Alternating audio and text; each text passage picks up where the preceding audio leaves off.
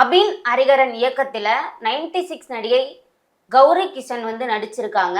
அறிமுக நடிகரா ஆதித்ய மாதவனும் நடிச்சிருக்காரு சார். இந்த படத்தோட பத்திரிகையாளர் சந்திப்பு நடைபெற்றுச்சு. அதுல கௌரி கிஷன் பத்திரிகையாளரை கடுமையா பேசியிருக்கான்ற மாதிரி சர்ச்சைகள் போயிட்டு இருக்கு சார். அங்க என்ன நடந்துச்சு சார்? இந்த அதர்ஸ் படத்துல நானாவே நடிச்சிருக்கேன். அதாவது பத்திரிகைக்காரனாவே நடிச்சிருக்கேன்.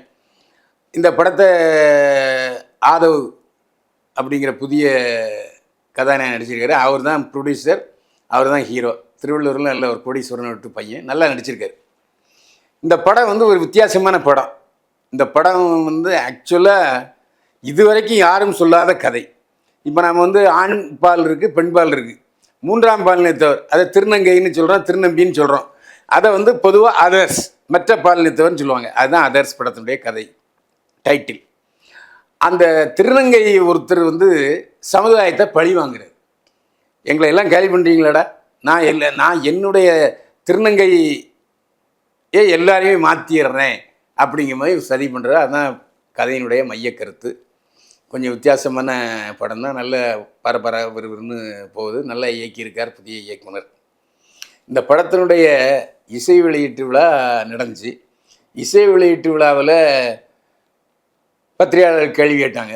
எப்போவுமே எனக்கு என் பக்கத்தில் உட்காந்து படத்தை பார்க்குற அருமை சகோதரர் தமிழ்நாடு பத்திரிகையாளர் சங்க செயலாளர் கார்த்தி, அவர் கொஞ்சம் குசுமான ஆள். எப்போவுமே கொஞ்சம் ஒரு தமாஷான கேள்வி கேட்பார். அந்த தமாஷ் நோக்கத்தில் தான் அவர் என்ன சொன்னார், இந்த ஹீரோவை பார்த்து கேட்டார். நல்லா கேட்டுங்க, இந்த கேள்வி கௌரி கிஷனுக்கு உள்ளது அல்ல, ஹீரோட்ட கேட்டார். இந்த கதாநாயகி கௌரி கிஷனை தூக்கிருக்கீங்களே, அவங்க எடை எவ்வளவு அப்படின்னு கேட்டார். அவர் அது ஒரு சிரிச்சு சொல்லிட்டாங்க. அதோட முடிஞ்சது அந்த கதை.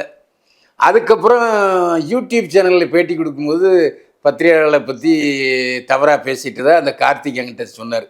அண்ணே, என்னையை பற்றி கச்சாமச்சான்னு யூடியூப்பில் பேசியிருக்காங்கன்னு சொன்னார். இப்போ வரும்லப்பா, வேணா நீ வேணா கேட்டுக்குங்க அப்படின்னு நான் சொன்னேன். அந்த சமயத்தில் அந்த படத்தில் நான் நடிச்சிருந்ததன் காரணமாக நான் ஒளிப்பதிவாளர் மற்றும் பழைய நண்பர்களை பேசிகிட்டு இருந்தேன். அப்போது மழை பெஞ்சதுன்னு காரணமாக பிரசாத் தியேட்டர் வாசலில் அந்த ப்ரெஸ் மீட் நடக்கும். அது என்ன பண்ணாங்க, கொஞ்சம் தூரம் தள்ளி ஒரு 200 அடிக்கு தள்ளி அந்த டைனிங் ஹாலில் வச்சுட்டாங்க. எனக்கு தெரியாது, அங்கே ப்ரெஸ் மீட் நடக்குதே எனக்கு தெரியாது. அதுக்கப்புறம் இந்த சண்டை போட்டது தகவல் நான் நண்பர்கள் மூலமாக தெரிஞ்சுக்கிட்டேன். அதுக்கப்புறம் நான் நண்பர்கள் சொன்னதை கூட நம்பலை. அந்த வீடியோவை ஃபுல்லாக நான் பார்த்தேன், 2 முறை பார்த்தேன். இவங்க என்ன கேள்வி கேட்டாங்க, அவங்க என்ன பதில் சொன்னாங்க அப்படிங்கிறத சொன்னாங்க. இது அவங்க என்ன பண்ணிட்டாங்க, பாடி மைம் பண்ணிட்டாங்க, என்னைய பாடி ஷேமிங் பண்ணிட்டாங்க, அது தப்பு அப்படிங்கிற மாதிரி அவங்க பார்வையில் அவங்க சொல்லிட்டாங்க. ஆனால் இவருடைய நோக்கம் அதல்ல. பாடி ஷேமிங் பண்ணுற அவர்கிட்ட கேட்டுப்பாங்களே, இவ்வளோ வெயிட்டாக இருப்பீங்க, அப்படி கேட்கவே இல்லை.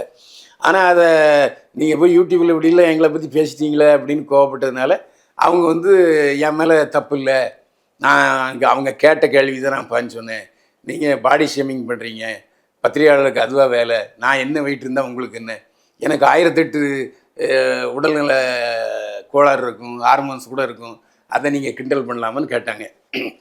அவங்க கேள்விக்கான பதில் நியாயமானது தான், அதில் எந்த சந்தேகம் இல்லை. ஆனால் கேள்வி கேட்டவங்களும் திரும்ப திரும்ப அதையே கேட்டுட்டு இருந்தாங்க. அவர் என்ன பண்ணார், ஸ்டூபிட் கொஸ்டின்ஸ்லாம் கேட்காதீங்க இன்னும் ஒரு வார்த்தை சொன்னாங்க. அதுக்கப்புறம் கொஞ்சம் காரசாரமான வாக்குவாதம் நடந்திருக்கு, அதை நான் சொல்ல விரும்பலை. ஆனால் இந்த ப்ரெஸ் மீட்டில் கௌரி கிஷன் மட்டும் கலந்து கொள்ளவில்லை, இயக்குனரும் கலந்து கொண்டார், ஆதித்ய மாதவனும் கலந்துக்கிட்டார், ஹீரோ 2 பேருமே ஆண்கள். அவங்க என்ன நினச்சாங்க தெரில, அந்த கேள்வி பதில் காரசாரமான வாக்குவாதத்தில் தலையீடே இல்லை. அவங்க மட்டும் கெப்ட் அமைதியாக இருந்தாங்க. அந்த மகனும் ஆதரிக்கிறாங்களா இல்லை அவங்க 2 பேரும் தான் பேசிக்கிறாங்க, நமக்கு இது ப்ரமோஷன். அந்த உடல் எடை குறித்த கேள்வி படத்துக்கான ப்ரமோஷனுக்கும் அதுக்கு சம்மந்தமே இல்லைல்ல சார். அப்போ அதை கேட்டிருக்க கூடாது இல்லையா? இங்கே ஒரு காமெடியாக நீங்கள் அவ்வளோ அந்த ஹீரோயினை தூக்குனீங்களே, வெயிட்டாக இருந்தாரான்னு கேட்கல, என்ன தப்பு? தனிப்பட்ட முறையில் கேட்டு என்ன தனிப்பட்ட முறையில்? பத்திரிகையாளர் சந்திப்பில் அது படத்துக்கு சம்மந்தமே இல்லாதப்ப எப்படி? படத்துக்கு சம்மந்தம் உள்ள கேள்வி தான், அதெல்லாம் நான் மாட்டேன். ஏன்னா படத்தில் சம்மந்தம் இல்லாமல் கதாநாயகி வெயிட் உங்களுக்கு தெரியுமான்னு கேட்டால் தப்பு. அந்த படத்தில் ஒரு காமெடி, ஒரு சாங் சீக்வன்ஸில் கதாநாயகி சுற்றுறாரு, தூக்கிட்டு நடக்கிறாரு. அந்த அடிப்படையில் அந்த நிருபர் கேட்ட கேள்விக்கு ஒரு அடிப்படை நியாயம் உண்டு. அது வந்து பாடி ஷேமிங்கில் வராது, அவ்வளோதான். அது குறும்பான கேள்வி. அவரும் குறும்பாக எடுத்துகிட்டு போயிட்டார். அதுக்கப்புறம் குசும்புத்தனமாக இன்னொரு 2-3 யூடியூப் சேனலில் கச்சாமச்சான்னு கேட்டாங்க. அது கொஞ்சம் அந்த அம்மா கொஞ்சம் காரசாரமாக பதில் சொல்லியிருக்கு. அந்த அந்த கேள்வியை தவிர்த்துடலாம், அதை விட்டுருங்க. அதை ப்ரெஸ் மீட்டில் கேட்ட கேள்வி நீங்கள் ஏன் அதை ரிப்பீட் பண்ணுறீங்க அப்படின்னு அந்த கேள்வியிலிருந்து நழுவி சென்றிருக்கலாம் கௌரி கிஷன்கிறது தான் என்னுடைய ஆலோசனை. பட் ஆனால் அதனால அவங்க பாதிக்கப்பட்டிருக்காங்கல்ல சார். ஒரு உடல் எடையை வச்சு அவர் பாடி ஷேமிங் பண்ணுறாரு மாதிரி அவங்க திங்க் பண்ணிக்கிறாங்கல்ல சார். இப்போ நீங்கள் ஒரு கேள்வி கேட்குறீங்க, நான் அதை வேற மாதிரி நினச்சிக்கிட்டு வேற ஒரு பதில் சொன்னேன் எப்படி இருக்கும்? நீங்கள் நான் கேள்வி கேட்டது அது இல்லைங்கிற அவர் சொல்கிறார், பத்திரிகையாளர் சொல்கிறார். நான் அப்படி தமாஷா தான் கேட்டேன், அது சீரியஸாக கேட்கல, பாடி ஷேமிங் அர்த்தத்தில் கேட்கலன்னு சொல்கிறாரு. அதாவது விட்டுற வேண்டியதுன்னு. ஏங்க பாடி ஷேமிங்கிறது இப்போ பிந்து கோஸுக்கு சொல்லலாம், இல்லை ஆர்த்தி கணேசுக்கு சொல்லலாம். இந்த மாதிரி போய் எப்படி பாடி ஷேமிங் சொல்லுவாங்க? அவங்கள சொல்றதுமே தப்பு தானே சார்? யாரு? மற்ற உடல் குண்டா இருக்கவங்களையுமே குண்டுன்னு சொல்றது பாடி ஷேமிங்ல. ஏங்க குண்டுன்னு சொல்லவே இல்லையே, சொல்றீங்க இல்ல சார், அவங்களையும் சொல்லலாம்னு சொல்றீங்களா நீங்க? யாரு சொல்லலாம்னு சொல்லவே இல்லையா? தப்பெல்லாம் அங்கே சொல்லக்கூடாது. ஆர்த்தி கணேச சொன்னா சரி, பிந்து கோஷ சொன்னா சரி. அவங்களையுமே பாடி ஷேமிங் ஏன் உண்மையை சொன்னா என்ன தப்பு? குண்டு பண்ணின்னு தான் சொல்லுவாங்க, குண்டு பண்ணு தான் சொல்லுவாங்க. படமே குண்டு பண்ணேன்னு பாட்டு வந்திருக்க, அதை போய் பாடி ஷேமிங் சொல்லுவீங்களா? அதனால குண்டு பெண் என்று சொல்லுவது தப்பு அல்ல, அது பாடி ஷேமிங் ஆகாது. உண்மையை சொன்னா என்ன? உருவ கேலி செய்யறது தப்பு தான். உருவ கேலி செய்யல, அது உருவ கேலியில வராது. அது குண்டு பெண் என்று சொல்லுவது. அப்ப வெயிட்ட தெரிஞ்சுக்கிறதுக்கான நோக்கம் என்ன சார்? அதான் அவர் சொல்லிட்டாரு, தமாஷா கேட்டேங்க, இதை எங்க நீங்க உங்களுக்கு வெயிட்டா தெரிஞ்சீங்களா இல்லை ஈஸியாக இருந்துச்சா அப்படின்னு கூட கேட்டிருந்தேன். அது அவருக்கான சந்தேகம்னா தனியாக கூப்பிட்டு வச்சு கேட்டுக்கலாம்ல சார். ஒரு பத்திரிகை தனியாக எங்க நடிகைட்ட போய் தனியாக போய் கேட்டுருக்கீங்களா? அவர் கேட்டது நடிகர்கிட்ட தானே சார் கேள்வி கேட்கிறாரு. ஆமா, அது எங்க இந்த வருது அவங்கள பத்தி கேள்வி. நான் என்ன சொல்றேன், அதுக்கு வந்து நீங்க என்ன சொல்லுங்க, அவர் தூக்கிட்டு சுத்திட்டார்ல, அதோட விட்டுருங்க, முடிஞ்சு போச்சு. அவர் அவங்க கௌரவமா சொல்லணும்னா அவர் தூக்கக்கூடிய உடல் எடை தான் என்னுடைய எடை, முடிஞ்சு போச்சு.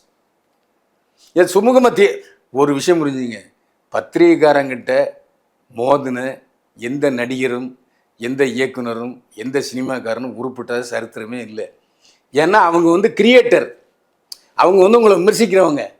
நீங்கள் எதுக்கு அவங்ககிட்ட போய் வீணாக பயிற்சிக்கணும்? தப்பாக சொல்லியிருந்தாங்கன்னு நீங்கள் சொல்கிற கரெக்டு, தப்பாகவே சொல்லலையே. அவங்க வெயிட் என்னன்னு கேட்கறது எப்படி சார்? ஏங்க வெயிட் என்னன்னா கேட்டார் அவரு, கேள்வியே தப்பாக புரிஞ்சுக்கிட்டீங்க. நீங்களும் கிட்டத்தட்ட அந்த பொண்ணுமதியே பேசக்கூடாது. அந்த அம்மாவோட வெயிட் என்ன கேட்கல, அவங்க தூக்கிட்டு சுற்றினீங்களே எப்படி இருந்துச்சு எடை அப்படின்னு தான் கேட்டார். வேற ஒன்றும் அவங்க எடை எவ்வளவு என்ன தலை அங்கே வெயிட் மிஷினை வச்சா எடை போட முடியும்? அப்பயும் அந்த பெண் வந்து கார்னர் செய்யப்பட்டிருக்கேன், இங்கே ஒரு பெண்ணுமே கிடையாது, நான் ஒரு பொண்ணா இருக்கனால அவர் அதிகமாக பேசிட்டே இருக்காரு, என்னை பேசவே விட மாட்டாருன்ற மாதிரி சொல்லியிருக்காங்களே சார். இது பைத்தியகரத்தனமான கேள்வி. அங்கே 2 பேரும் ஆம்பளைங்க இருந்தாங்க, அங்கே நிறைய பெண் பத்திரிகையாளர் இருந்தாங்க. பெண் பத்திரிகையாளர் இல்லைன்னு யார் சொன்னா? கிட்டத்தட்ட ஒவ்வொரு பத்திரிகையாளர் காட்சிக்கும் 20லேருந்து 15 வரைக்கும் பெண் பத்திரிகையாளர் வர்றாங்க, பெண் பத்திரிகையாளர் இருக்கிறாங்க. அவ்வளோ எதுக்கு? ஒரு பத்திரிகையாளர் சங்கத்தினுடைய தலைவியே கவிதாங்கிறது பெண்ணு தான். யார் இல்லைன்னு சொன்னா? அந்த அம்மா கண்ணில் படலைங்கிறதுக்காக பெண் பத்திரிகையாளரே இல்லாயிருமா? அதான் சார், என்னை பேசவே விட மாட்டாங்க அவங்க, குறுக்க ஏங்க கடைசியில் பேச தானே செஞ்சுது, பேசாமல் யார் விட்டா? கடைசியில் பேச ஏங்க ஒரே வார்த்தையில் முடிச்சுக்கலாம், சினிமாவில் சம்மந்தப்பட்ட கேள்வியை கேளுங்க, ஏன் உடல் எடையை பற்றி பேசாதீங்க, ஒரே வார்த்தை. எதுக்கு விள வைக்கப்படப்புன்னு பேசணும்? அதனால பிரச்சனை வருது. ஒரே வார்த்தை, சாரி சார், இந்த படத்தை பற்றி நாம் பேசுவோம். ஏன்னா மன்னிப்பு கேட்க தயாரா இல்லை அப்படின்றாங்களே. அவர் மன்னிப்பு கேளுங்கன்னு சொல்றாரு, சரி, அவங்க மன்னிப்பு கேட்க தயாரா இல்லை. அது அவங்க உரிமை, அது அவர் கேள்வி, அது அவங்க பதில். இதில் நான் சொல்கிறது என்ன இருக்குது? நான் போய் மன்னிப்புகள்னு சொல்லுவேன்னா தேவையா எனக்கு இது? இல்லை, அது அவர் கேட்குங்க சொன்னார், அவங்க கேட்கல, அதை வேற விதமாக சொல்லியிருக்கான். இந்த சினிமாவுக்குள்ளே நான் நடித்ததை பற்றி விமர்சிங்க, அதை பற்றி கேள்வி எழுங்க. எதுக்கு இந்த மாதிரி கேள்வினா முடிஞ்சு போச்சு ஒரே வார்த்தையில். எதுக்கு ஸ்டூபிட் கொஸ்டின்ங்கிற அளவுக்கு வார்த்தைகள் தடிக்கக்கூடாது. ஏங்க உங்களை பற்றி எந்த வித எதிர்பார்ப்பும் இல்லாமல் எழுதுகிறான் அவன் பேரை எழுதுறதை விட நடிகர்களை பேர் எழுதுறதாங்க பத்திரிகையாளர் வேலையை.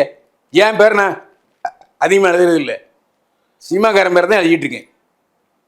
அப்போ அந்த உரிமை கூட எனக்கு இல்லையா? இப்போ இதே வார்த்தை அவருக்கு எழுத்தில் எழுதியிருந்து அப்படி இருக்கும். சண்டைப்படி அவன்கிட்ட போய் இந்த நடிகை தூக்கி சுத்திருக்காரு ஹீரோ, பாவம் எவ்வளோ கஷ்டப்பட்டுருப்பாரோ அப்படின்னு அவர் விமர்சனத்தில் சொல்லியிருந்தாருன்னா இந்த அம்மா என்ன பண்ணியிருப்பாங்க? கேட்டே தப்பா? ஒரு ஜோதியில் அவர் தமாஷா கேட்ட தப்பா? அவர் அதே விமர்சனத்தில் எழுதியிருந்தாரோ, விமர்சனத்தில் பேசியிருந்தாலோ இதை விட கடுமையாக இருந்திருக்குங்கள. அவர் அதை செய்யலையே. அப்போது உங்களுக்காக உழைப்பவர்கள், உங்கள் பேரை எழுதுறவங்க, உங்களை விமர்சிக்கிறவங்க, போர் அடித்தாலும் சரி நல்லா இருந்தாலும் சரி பார்த்து தொலைஞ்சி 2.5 மணி நேரம் உட்காந்து இந்த கதை இப்படி பண்ணியிருக்கலாம், இந்த கதை நல்லா இருக்குது, விறுவிறுப்பாக இருக்குது, போர் அடிக்குது, இந்த பொண்ணுங்க நடிக்கவே தெரில, இப்படிலாம் பேச வேண்டியது நாங்கள், எழுத வேண்டியது நாங்கள். நீங்கள் எங்களை திட்டணுமா? அது தேவையில்லை.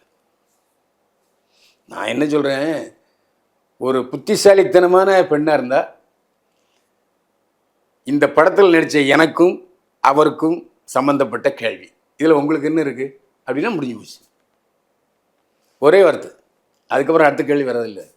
எதுக்கு போட்டு எப்படி பேசணும்? அது தேவையில்லாத சர்ச்சை, தேவையில்லாத சண்டை. அதாவது 10 பதில்கள் சொல்லுவதற்கு பதிலாக ஒரே வார்த்தையில் பதில் கௌரி கிருஷ்ணன் சொல்லியிருந்தா நான் பாராட்டியிருப்பேன். இது ஒரு ப்ரமோஷன் நோக்கமா சார்? இன்னைக்கு படம் ரிலீஸ் ஆகுது, நேற்று ஒரு சர்ச்சைனா படத்துக்கு இந்த ப்ரமோஷன் எதுவுமே சம்மந்தம் இருக்குது? அந்த படத்தை பற்றியே ஒன்றும் சொல்லலை. பேசின இன்றைக்கி பத்திரிகையில் கூட நிருபர் நடிகை மோதல் அப்படின்னு தான் போட்டிருந்தாங்க. இது படத்துக்கு ப்ரொமோஷன் இருக்காது. படத்துக்கு ப்ரொமோஷன்னா நான் சொன்னேன், யார்கிட்ட? அந்த ஹீரோட்ட சொன்னேன், இந்த பாருங்க படத்துக்கு ப்ரொமோஷன் ஒன்றா ஒவ்வொரு தேட்டர்லையும் ஒரு 10 திருநங்கைகளை விட்டு கற்று சொல்லுங்கள், திருநங்கைகளை கேவலமாக பேசிட்டாங்க, கேவலமாக படம் எடுத்திருக்கான்னு சொல்லுங்கள், அவங்கள சமாதானப்படி தேட்டரில் உள்ள பார்க்க வச்சு இது எப்படின்னு அவங்க கருத்தை கேளுங்க, அதுதான் ப்ரமோஷன் சொன்னேன். இதுதான் ப்ரமோஷன். இப்படி வர்றது ப்ரமோஷன் இல்லை, இது கான்ட்ரவர்சி. இது கான்ட்ரவர்சி. படத்தை பற்றி ஒரு லைன் போடுவான், இந்த அதர்ஸ் படத்தில் நடந்ததுன்னு போடுவாங்களே தவிர அதர்ஸ் படத்துக்கு இந்த கான்ட்ரவர்சி சண்டை ப்ரொமோஷன் எப்படி அமையும்? இப்போ இந்த பத்திரிகையாளருக்கு இந்த மாதிரியான கான்ட்ரவர்சி நடந்திருக்கு சார். இப்போ நீங்கள் போகிற இடத்துல ஒரு சில நடிகரால் உங்களுக்கு கான்ட்ரவர்சிஸ் ஏற்படுது இல்லை சார்? இது ப்ரமோஷனாக பார்க்குறாங்களா, கான்ட்ரவர்சியாக பார்க்குறாங்களா சார்? இப்போ விஷால் டைரக்டர் ஹரி இயக்குன படத்தினுடைய ப்ரொமோஷனில் அவர் கூப்பிட்டு தான் நான் போனேன் பத்திரிகையாளர் சந்திப்புக்கு. நான் ஒரு நல்ல கேள்வி கேட்டேன். அதாவது மலையாள படங்கள் தரமான படங்கள் ஓடுது, தமிழில் நல்ல படங்கள் ஓட மாட்டேங்குதுன்னு கேட்டேன். இந்த கேள்விக்கு நான் பதில் சொல்ல முடியாது, ஏன்னா பைல்வான் கேட்ட கேள்வின்னு சொன்னார். இது விஷால் சொன்னது. அதுக்கப்புறம் தக் லைஃப்பில் சரியான முறையில் பத்திரிகையாளர் கௌரவிக்கப்படலை, சரியான முறையில் லஞ்ச் இஷ்யூ பண்ணல. உடனே நான் அதுக்கு குரல் கொடுத்தேன். குரல் கொடுத்த உடனே சிலம்பர சாங்கன்னு ஓடி அண்ணேன்னு கட்டி பிடிச்சி முத்தம் பிடிச்சி கொண்டு கண்டுக்காங்கண்ணே, சரியா நான் கவனிக்கிறேனே அப்படின்னு சொல்லிட்டு போனார். இது காம்ப்ரமைஸ். அதே மாதிரி சமீபத்தில் மனோ அவருடைய பையன் நடித்த படம் இப்போ சமீபத்தில் இந்த வெள்ளிக்கிழமை ரிலீஸ் ஆகிருக்கு, வட்டக்கானல். அந்த படத்தில் அவர் பேசிக்கிட்டு இருக்கும்போது நான் சொன்னேன், நீங்கள் இந்துவாக மாறிட்டீங்களா, இந்து கோயிலில் அங்கே பிரவேசம் பண்ணிடுவீங்களான்னு. அப்போ அவர் என்ன சொன்னார், அது ஒரு சேலஞ்சாக எடுத்துக்கிட்டு, நான் ஒரு பாடகர், நான் இந்துவாகவும் இருப்பேன், முஸ்லீம் கோயிலுக்கும் போவேன், நான் எல்லாருக்கும் பொதுவானவன் அப்படின்னு சொன்னார். நான் அதையே திருப்பி கேள்வி கேட்டுருக்கலாம், ஏஆர் ரஹ்மான் இப்படி இல்லையே, அவர் மசூதி மட்டும்தானே போகிறாரு, அவர் உண்மையான இஸ்லாமியரை அப்படின்னு சொல்லி கோத்து விட்டுருக்கலாம். அப்படி நான் கோத்து விடலை. அவர் கேட்ட கேள்வி என்னென்ன சந்தோஷமாக போனார். ஸோ கேள்விகள் ஒரு கண்டென்ட்டோடு இருக்கணும், சண்டை போடுற மாதிரி இருக்கக்கூடாது. நான் என்னுடைய கேள்வி எல்லாமே பெரும்பாலும் கண்டென்ட்டோடு இருக்கும். அதாவது 45 வருஷ சர்வீஸில் யாருடைய மனசு கொன்ற மாதிரி நான் கேள்வி கேட்க மாட்டேன். பொதுவாக செக்ஸ் பேஸ்டு கொஸ்டின் பேசுகிறதுல இருக்குமே தவிர கேள்விகள் கேட்க மாட்டேன். அதனால் எனக்கு அந்த அனுபவங்கள் நிறைய உண்டு, அதில் எந்த சந்தேகமும் இல்லை. ஆனால் ஒரு பத்திரிகையாளன் என்பவன் கேள்வி கேட்டு தான் பதிலை வாங்க முடியும். நீங்கள் ஒரு படத்துக்கு ப்ரொமோஷன் எப்படி வரும்? ப்ரொமோஷன் ஏதோ ஒரு கான்ட்ரவர்சி வந்தால் தான் அந்த படத்துக்கு ப்ரொமோஷன் வரும். அப்போது இது இந்த கான்ட்ரவர்சியை பார்த்து இந்த படம் ரிலீஸ் ஆகிருக்குன்னு தெரியும், ஆனால் அதர்ஸ் படத்தை பார்க்கணுங்கிற நோக்கத்தோட அந்த கண்டென்ட்டு இதில் இல்லைங்கிறத என்னுடைய குறை, வேறு ஒன்றும் இல்லை. கொஸ்டின்ஸ்லாம் பிஆர்ஓஸே கொடுத்து இந்த மாதிரி கொஸ்டின் கேளுங்கன்னு சொல்லுவாங்களா சார்? இல்லை, சில படங்களில் கேட்க சொல்லுவாங்க. ஏன்னா படத்துக்கு ப்ரொமோஷன் வேணும்னு சொல்கிறாங்க, அந்த படம் சம்மந்தப்பட்ட கேள்வி ஒன்று கொடுத்து அண்ணே இதை கேளுங்க அப்படின்னு சொல்லுவாங்க. அது ஆக்கப்பூர்வமான ப்ரொமோஷனுக்கான விஷயம். சில நேரங்களில் நம்ம கேட்குற கேள்வியே பிஆர்ஓக்கு பிடிக்காமல் போயிடும். அப்படியும் இருக்குது. அதாவது பொதுவாக பிஆர்ஓக்கள் கான்ட்ரவர்சியை விரும்ப மாட்டாங்க, சண்டை விரும்ப மாட்டாங்க, சுமூகமாக கேள்விகள் போகிற தான் விரும்புவாங்க. இப்போ என்ன ஆகுதுன்னா, இப்படி ப்ரெஸ் மீட்டுன்னு எல்லாரும் சொல்கிறாங்க, ஆடியோ ரிலீஸ் அண்ட் ப்ரெஸ் மீட்னு சொல்லுவாங்க. ஆனால் அவங்களுக்குள்ள எல்லாரும் நன்றி தெரிவிச்சுக்கிட்டு படம் நல்லா கவனிச்சார், ப்ரொடியூசர் நல்லா கவனிச்சார் அப்படின்னு சொல்லிட்டு விட்டுருவாங்க. நோ கொஸ்டின் ஆன்சர்னு சொல்லிடுவாங்க.